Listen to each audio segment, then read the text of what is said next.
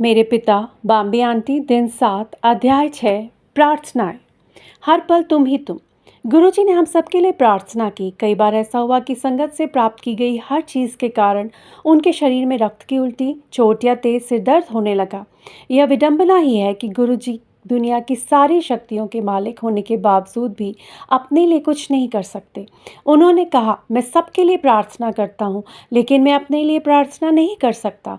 मेरी संगत को मेरे लिए प्रार्थना करनी चाहिए। घर में घी की जोत हमेशा जलनी चाहिए। गुरुजी ने कहा कि घर में घी की जोत जलानी चाहिए। अगर हर समय नहीं तो दिन में 2 बार यह घी की ही होनी चाहिए, क्योंकि उन्होंने बताया कि घी की खुशबू बहुत शुभ होती है। गुरु साहिब ने स्पष्ट किया कि सुबह प्रार्थना करके भगवान को सुरक्षित रात और सफल दिन देने के लिए धन्यवाद देना चाहिए। शाम को भगवान को धन्यवाद दें कि आप दिन भर आराम से रहे और उनका आशीर्वाद लेकर घर वापस आए। उसके बाद एक सुखद रात के लिए आशीर्वाद मांगे। भोजन शुरू करने से पहले धरती माता से प्रार्थना करनी चाहिए, क्योंकि वह हमें वह सब देती है जिसकी हमें आवश्यकता होती है। जिस हवा में हम सांस लेते हैं, जिस भोजन को हम खाते हैं और जिस भूमि पर हम रहते हैं। स्वयं अधिक नहीं खाते थे। एक बार जब उनसे आग्रह किया कि उन्हें एक और रोटी लेनी चाहिए, तब उन्होंने कहा कि मैं तुम्हारी खुशी के वास्ते खाता हूँ। उन्होंने कहा, महापुरुष को खाने की आवश्यकता नहीं होती। हर भक्त जो प्रार्थना करता है और पहला निवाला खाता है, वह मेरे पास आता है। बाद में हम शिमला के आसपास एक संत से मिले जिन्होंने बस एक पत्ता या गाजर खाया, जैसा कि गुरुजी ने कहा था। हालांकि मेरे मन में एक विचार है, इतने सारे निवाले भक्तों के होने के बावजूद गुरुजी मोटे कैसे नहीं थे? केवल उनके पेट के चारों ओर थोड़ा सा वजन। गुरुजी द्वारा कही गई प्रार्थना है जो इस तरह से है। बीज मंत्र, ओम नमः शिवाय, शिवजी सदा सहाय। ओम नमः शिवाय, शिवजी सदा सदा सहाय। प्रार्थना, घिर कर बैसो हर जन प्यारे, सद्गुरु तुमरे काज सवारे।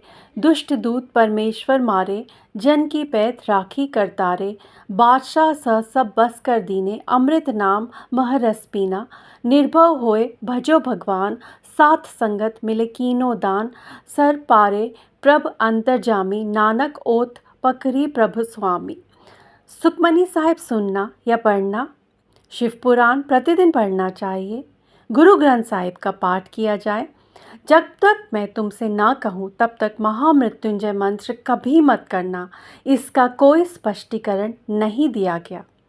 इस प्रकार गुरुजी ने धीरे धीरे हमें प्रार्थना के एक स्तर से दूसरे स्तर पर पहुंचाया, जिसे हमारे मन, शरीर और आत्मा ने भी स्वीकार किया। जो भी प्रार्थना आपके लिए सही है, वह कई दिशाओं से आपका पीछा करती हुई आएगी। अगर गुरुजी को लगे कि आपको इसकी आवश्यकता है, इसके 4 से 5 से ज़्यादा संकेत होंगे, इसलिए आपके मन में बिल्कुल भी संदेह नहीं होना चाहिए। गुरुजी हमेशा कहते थे, गुप्त पाठ और गुप्त दान, ताकि आपकी पत्नी या पति को भी आपके द्वारा किए गए पाठ के बारे में पता ना चले। यहाँ तक कि आपके बाएं हाथ को भी पता ना चले कि आपके दाएं हाथ ने क्या दान दिया है। उन्होंने कहा कि कलयुग में हमारी जीभ आग की तरह है जो सभी आशीर्वादों को खा जाती है।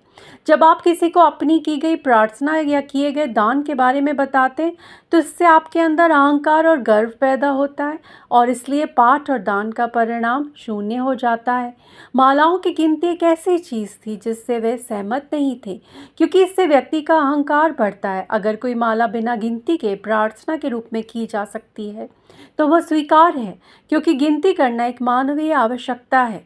प्रार्थना की गहराई और प्रार्थना में जुनून ही वह चीज़ है जो गुरुजी हमसे चाहते हैं।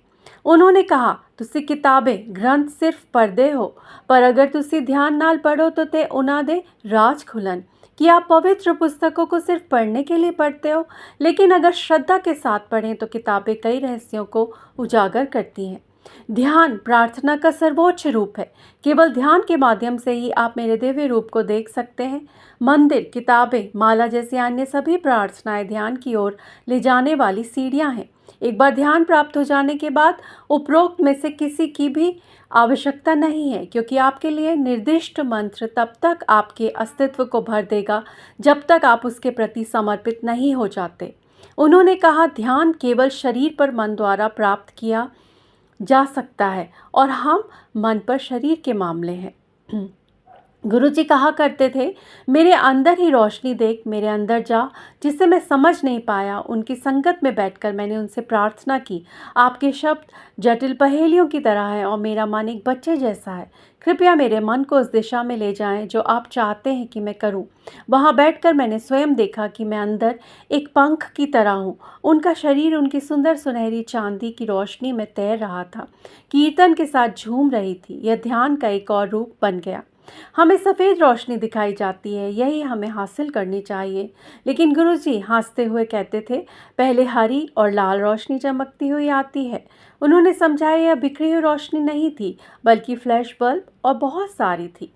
जिन लोगों का शनि खराब था, उन्हें चोर साहिब की सेवा करने के लिए कहा जाता था। उन्हें चौर साहिब दान करने के लिए गुरुद्वारा भेजा जाता था। फिर उन्हें यह जानने के लिए, कमज़ोरों की बात सुनने के लिए कहा जाता था कि सेवा स्वीकार की गई है या नहीं। पानी के साथ ध्यान एक और तरीका था जो गुरुजी अपनी संगत को सिखाने वाले थे। उन्होंने निर्देश दिया था कि प्लॉट नंबर 11 को 1 महीने में बगीचे में बदल दिया जाए, जिससे कुवैत से फव्वारे आने दें। आज बड़ा मंदिर में गणेश जी के बगल में जो छोटा शिवलिंग है, उसे बगीचे के बीच में रखा जाना चाहिए। संगत के प्रत्येक सदस्य को मौन बैठना था और पानी की ध्वनि के साथ ध्यान करना था। जय गुरु जी संगत जी।